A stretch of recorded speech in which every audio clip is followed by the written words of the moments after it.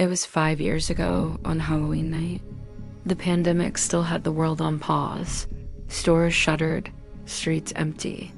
Celebrations canceled. I sat in my apartment, restless, watching shadows move across the wall. Unsure if it was boredom or anxiety crawling under my skin, and then I did something impulsive. I messaged Leo. We hadn't talked in a while, not since things ended between us. Messy and unfinished, but we'd once shared everything, including a strange love for horror stories and Lovecraft. "Want to go for a walk tonight?" I asked. I needed air. I needed something real. He replied almost instantly, "Sure." We agreed to meet at 9:30 under the old church, halfway between our places. It was cold. Halloween night cold. The kind of cold that makes the air feel thinner. Quieter. I got there first. The street was too quiet, even for a pandemic night. Street lamps flickered. Pumpkins rotted on porches. The air was still. Then I saw him. Leo. Same heavy coat. Same tired eyes. We nodded instead of hugging. There was history there, unspoken. Unfinished. "Hey," I said. "Hey," he replied, and just like that, we started walking. We headed toward the old part of town. It used to be lively, tourists, music, chatter spilling out of bars, but not that night.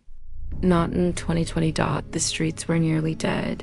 We passed by shuttered cafes, silent inns, souvenir shops gathering dust. It felt like a forgotten movie set, only the sound of our footsteps and the occasional wind between buildings. It was eerie. Perfect, in a way, for two horror nerds out for a Halloween stroll. "This feels like Silent Hill," I joked. Leo laughed, but there was tension in it. We stopped at the castle. It rose up in front of us, dark and ancient, like something from a gothic novel. We had two choices. We could turn back through the town, or take the narrow boardwalk by the cliff's edge that led into the trees, and eventually the park. The second path was isolated, creepy, almost completely unlit. "Should we keep going?" I asked. "Why not?" Leo shrugged. So we walked into the dark. 1. The path narrowed. Calm, slow pace. Built suspense. 2. The trees grew taller. Slightly slower, emphasizing taller. 3. Their branches clawed at the sky like skeletal fingers. Pause before, like skeletal fingers. To add creepiness. 4. We could hear the water below, crashing against rocks we couldn't see. Softer tone on crashing and we couldn't see. Convey mystery. 5. I started making jokes. Slightly upbeat. A shift in emotion. 6. Talking about horror movies, slasher tropes, cursed forests. List items slowly with short pauses, slightly sarcastic or nervously joking. Tone. 7. It was my way of pushing back the fear. Slow down on pushing back the fear. Let it sink in. 8. Leo smiled, but didn't say much. Slightly eerie. Quiet emphasis on didn't say much. 9. He was listening, or maybe sensing something. Pause after maybe for suspense. 10. Behind us. The woods were still slow, ominous, emphasized still. 11. But even then, something felt off. Soft, with a final unsettling tone. We reached a broken lamppost flickering like something from a horror set. I stepped into the light and spun around dramatically. "This is it," I declared. Scene of the slasher film. 2 exes alone in the woods on Halloween. Only one makes it out. We laughed, but my voice sounded hollow in the trees. I swear, just for a second, I thought I saw something behind him, but when I looked again, nothing. I told myself it was a shadow, a branch, anything. But I felt it, the fear, the kind that doesn't leave.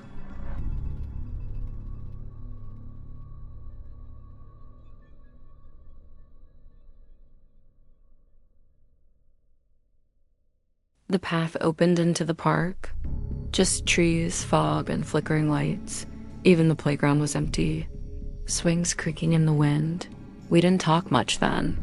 The earlier jokes had faded. Maybe we both felt it. That eerie tension like the night itself was watching us. We looped back slowly, circling toward where we started. Neither of us wanted to say it, but something felt wrong.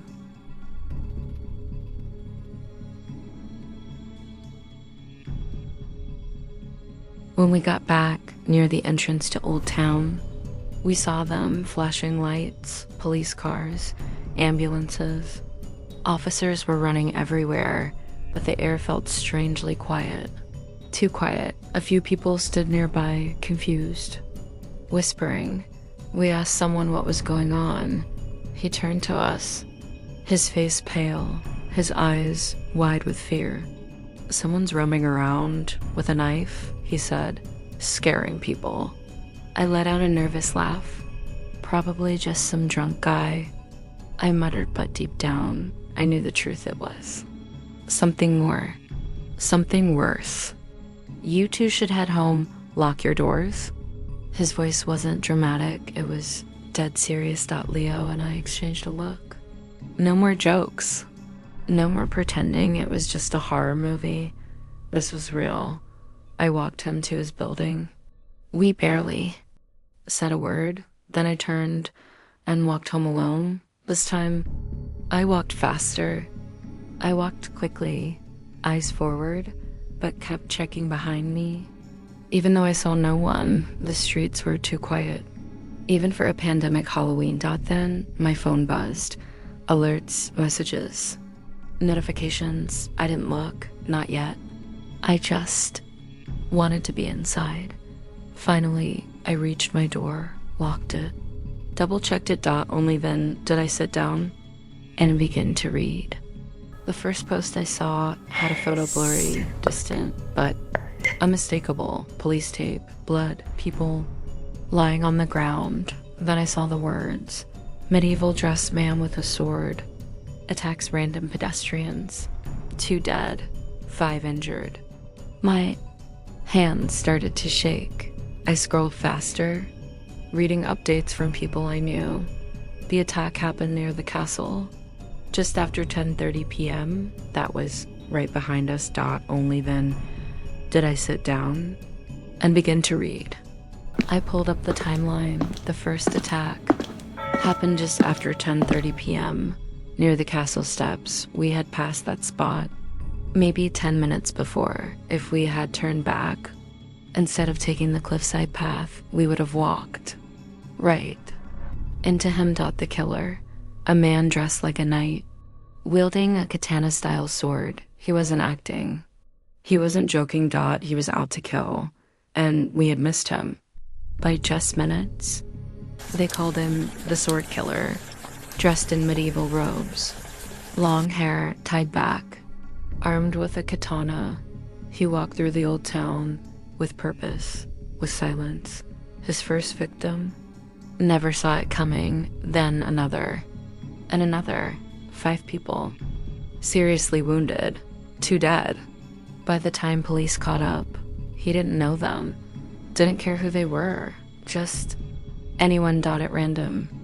I kept playing it back, over and over, in my head. If we had taken the other path, if we turned back toward the castle, we would have met him. We would have crossed paths at exactly the wrong moment. We might have been next. It's surreal how one small choice changed everything. A few days later, I found out someone I knew had been there. My friend, he took the other path, the one we DID in, single quotes T. He was attacked, left for dead, in the middle of the street. He lost a finger, almost lost his life. He survived, but just barely, and all I could think was, it could have been us. It's been 5 years. Sometimes it feels like a bad dream, other times like it happened yesterday. The city moved on. Halloween came back, kids in costumes, laughing in the streets again. But me, I haven't forgotten, I still walk that route sometimes, past the church, past the castle, along the cliffside boardwalk. It's quiet now. Peaceful even, but under it all, I still feel it, the shadow of what might have been.